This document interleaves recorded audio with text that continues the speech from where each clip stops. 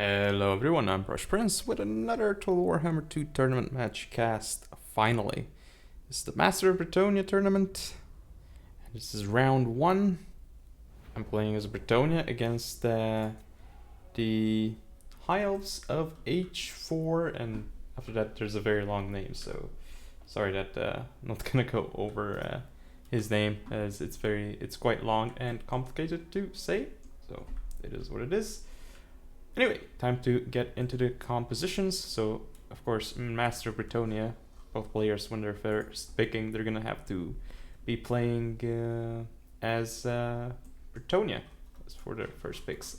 That said, the High Elf pick here is fairly interesting. But anyway, actually, in terms of first pick, I believe, yeah, I'm not sure why the High Elf pick is the case here, but we'll see soon enough.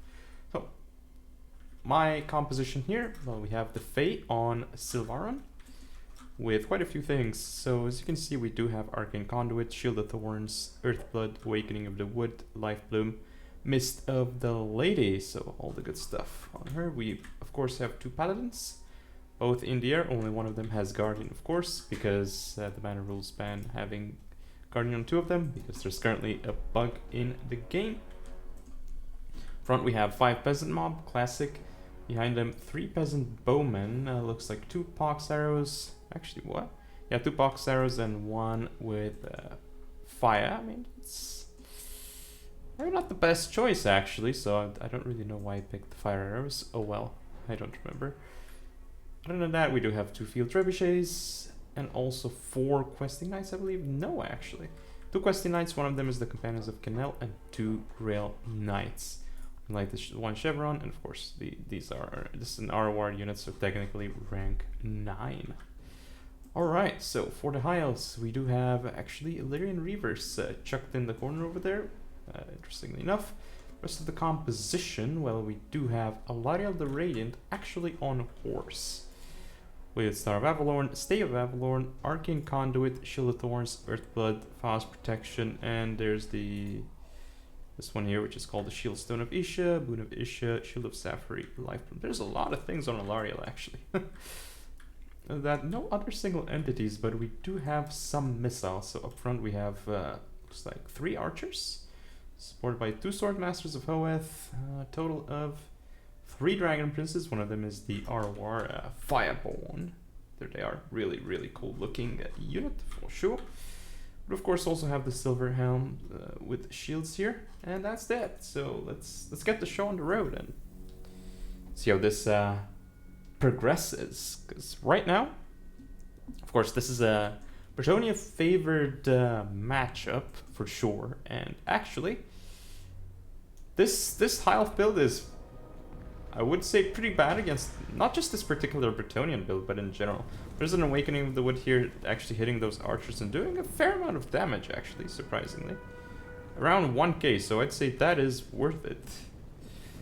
If that was just Awakening of the Wood, which probably was. And Awakening of the Wood does a lot against low armor targets, especially when they're tightly packed. Of course, the Trebs are targeting the Swordmasters of Hoeth.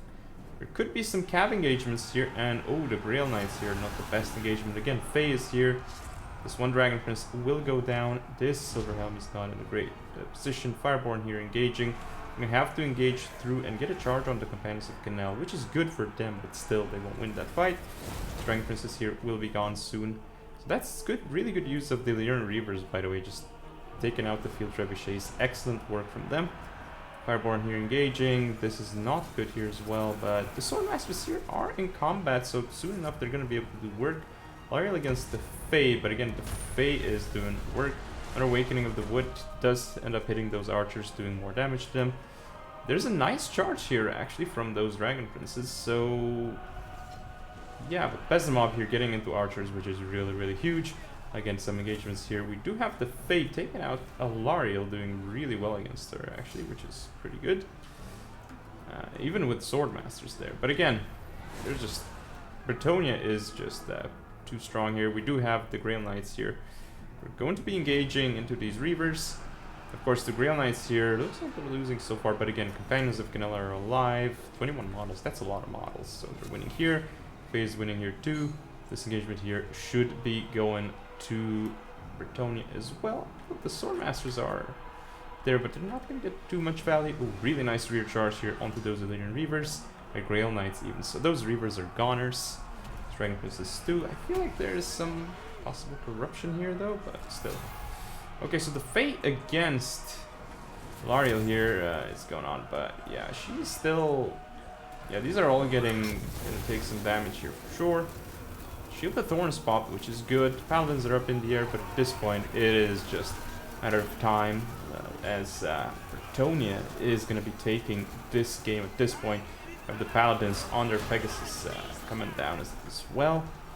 And that should be that as the High Elves route off the field. There's still a couple of them left. Fireborn here just valiantly fighting to stop these actually Grail Knights over here. But they're not going to be able to do much as they get poked by these very, very long lances. Look how these ones are basically magical. Wait, what? As you can see, and these other ones are... ooh, okay, well, there they go. Fireborn basically have fire. And yeah, you even see it based on the how their weapon looks like, the effects on it. But yeah, that is going to be first game in this best of 3. So I take it. Let's take a look at the statistics, because they're very important. We have the Fae here with 2k value. Paladins didn't need to do much. Peasants actually paying for themselves, very important. Peasant Bowman here, yeah, value gain for sure. Of course, the Cav here is what won it for Bretonnia, of course, as you'd expect in this matchup. Double Traps here didn't pay for themselves, but it is what it is. Alaria. Swordmaster is really getting a lot of value here, which is impressive. Archers paying for themselves, but the real problem here was with the Dragon Princess. The cap just isn't strong enough. That is game 1, so let's see how game 2 goes, as I'm now on match point in this match. So here's game 2, and now, of course, we have h4 playing as Chevalier de Lyonesse. Very, very interesting choice here. And I'm in command of the Lizardman. Now this is going to be a close call. I mean, close call? What am I saying? I mean, it's just strange that we have Chevalier de Lyonesse here picked against a Lizardman. I really don't see why, but for fun, I guess. But really, the idea is to bring...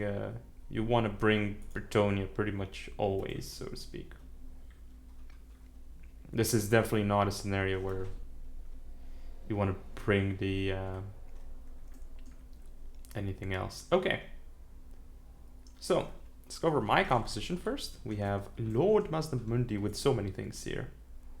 Nation of Cities, Banishment, Shield of the Old Ones, Apotheosis, Harmonic Convergence, Net of Amantalk, Sunburst Standard of Hexawaddle, and Great Arcane Conduit. Pretty decent kit there. For him, we also do have 2 Bastildons with Solar Engines, staple picks in this matchup for sure. And of course, a bunch of Sword of Spears. So we do have Temple Guards, Legion of Chaka, also called Chocolate Legion apparently. Some people call it like that. Weird, but okay. 3 Sword of Spears with shields. Of course, shielded variant is very good here, and in general actually. It's much better than the non-shielded variant. And last but not least, we do have 4 Pterodon Riders, which are really, really key here. Alright, so that was pretty quick. Now let's go over the Lizardmen. So they do have actually 4 single entities, so let's go over them. The Pawns de Lyonesse on foot actually, and she has Sword of Lyonesse and Halo of Maidenly Wrath and Fleur de Lis Banna. Okay, we also have Gotrek, who, yeah, doesn't have anything, so that's normal. We see Henry Le Massif with Guardian actually, also on foot. And here's the last single entity unit, which is the Damsel of Heavens. We do see Curse of the Midnight Wind, Wind Blast, and Roiling Skies, as well as Aura of the Lady. For the rest of this army, we do see, interestingly enough, 3 Peasant Mob at the back, not at the front. We do have 4 Field Trebuchets as well, which is a very, very heavy investment. We do see some Foot Squires on the field, so we do see, I believe, 5 Foot Squires and 3 Battle pilgrims. So that's pretty heavy on the infantry, actually. Unexpectedly heavy against the lizardmen. So that's very, very risky. But let's hit play, as we've seen the composition on both sides. Now you see the pterodons are like, yep, time to move into the trebs because there's nothing stopping them. Ooh, I guess actually the trebs hit them pretty hard here. That said, you see the pterodons are now here and they're about to unleash onto those trebuchets. There you go. Trebs really took a lot of damage. We need to see a charge from the pterodons. There you go. So all 4 trebs, basically, value lost already by Bretonnia. Now the problem is there's a lot of infantry here which needs to be stopped. So some good shots here from the pterodons. Pterodons already shattering 2 field trebuchets, and yeah, actually all of them are gone, and now you can see the balance of power really quite a bit in Lisbon favor already. Great shots into those foot squires as well. See, the Pterodon riders really doing work here, but there's no cap, there's no archers.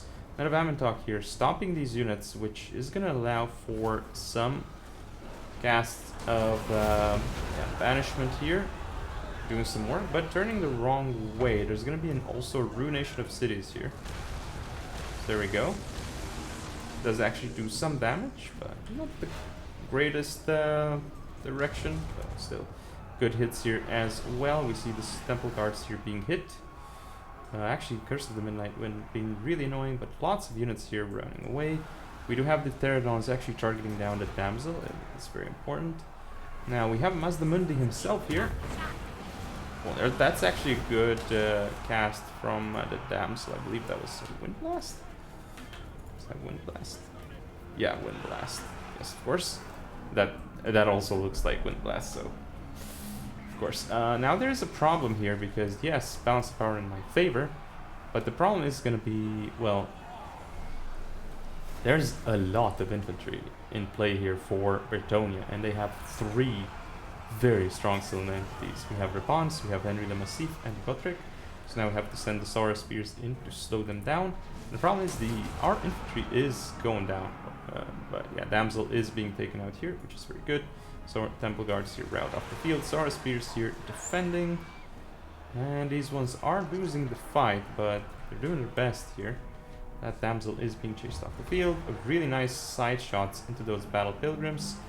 Mazdamundi doing work here, but again, that is a nice cast from Repons the Leonis, however. So that's going to go really, really well. Now we do have the Pterodons here, which made short work of the caster, but there's still issues here. Now we do see the Saura Spears repositioning here because we have Battle Pilgrims running around the flank. A Solar Engine here is targeting, not sure, hitting probably Henry the Massif is a good choice here, or this blob, but this blob would actually hurt the Saura Spear, so maybe not the best choice. We'll see, what is this one? Oh, it's obstructed. That is a huge problem here. That is not good. It really should be targeting something else. This is the big blob here, but Mazdamundi is running away. Pterodon's trying to do work, and balance of power is still heavily in Lizardman favor, but still at this point, yeah, Mazdamundi is coming around here because he needs to deal with this. There's going to be a big banishment pot here too. Mazda is running away. Shield of the Old Ones pop. Banishment here as well. Battle Pilgrims, they're gone. But Mazda is starting to get hit here, which is not good. Those were some big hits on Mazda, actually. So that's not good. Shield Harmonic Convergence. He's taking a lot of hits here. Ooh, and that also hit him. Despite the Harmonic Convergence buff, he's really getting hit hard here. That's affecting the balance of power slightly. But still way in Lizardman favor. But Mazda is going to be guiding away. He's going to get a really nice charge off into those Battle Pilgrims. Have Henry the Massif wavering, not actually routing off the field yet. Temple Guards coming back. There's going to be another Ruination here pop. They're doing really, really good work. Mazdamundi also going back here. Ooh, almost hitting the Henry the Massif and is there, but yeah, it is what it is. Nice hit onto those 2 units there as well. And now we should be seeing a really nice cast here yep, Knight of Amantok here. This is going to allow us to actually solo out particular units. We have Mazdamundi going in on Henry the Massif, down to 600 HP. So yeah, that charge wasn't actually too good here. So now he should be going down. Yes, very, very good. Gotrek is in pain as well. But still, the single entities are around. Pterodon's doing work. Solar Engines here, very obstructed, which is a huge problem. They cannot actually hit. But everything else is going down. We see the Henry Lemassif will not be coming back. He might even die here. But the Pterodon is landing down here, which is not the greatest for them, actually. But yeah, there's some peasant mob here, which could be taken out by Pterodons easily. Engage here now. Finally, some shots coming into Gotrek, no longer really obstructed. Still obstructed to some degree, but still. Right, so we have more Pterodons coming in here. They're gonna rear charge the peasant mob here, and of course, with Solar Engine support, there's no way these peasant mobs even do anything. Ooh, that was a really bad hit onto those Solar Engines. And of course, Solar Engines also shooting here, and this is good because now they're no longer obstructed, so they can fire at will. Peasant mob running away as well, so Gotrek here. Yes, there's a nice net here, and now they're just gonna get shot by the Solar Engines. And this is not what I like. Ooh, oh, they actually got pushed. One hit actually pushed both of them out of this. And now, yep. Of course, Lord Mazda gets hit by his Solar Engine as well. What is going on here? There's definitely some weird stuff going on here, but it is up to response. She's on foot. She's engaging the Bastiladon. Mazda coming behind her, and of course the Solar Engine hits Mazda again, because that is just my luck in this game. And see, Rapunz is still alive, but obviously this is the end of the game. So that is a data advance to the next round, and let's look at statistics. So yeah, Mazda doing great. Saurus, not so good. Temple Guards as well, but yeah, Pterodons here gained their value, and of course Solar Engines and Mazda, those are the units that won here. As for the Chevalier de Lyonesse, well, we have, yeah, not much value on the single entities, which need to get value. Gotrek definitely got a lot of value. Elf Pilgrims, yeah, not that much. Foot Squires either, but there were enough of them to bunch through all of that infantry. Trebs almost no value as expected because Pterodons just did so much work. But anyway, that's stuff for now. Thank you all for watching. Don't forget to comment, rate, and subscribe. Follow me on social media. See you all next time.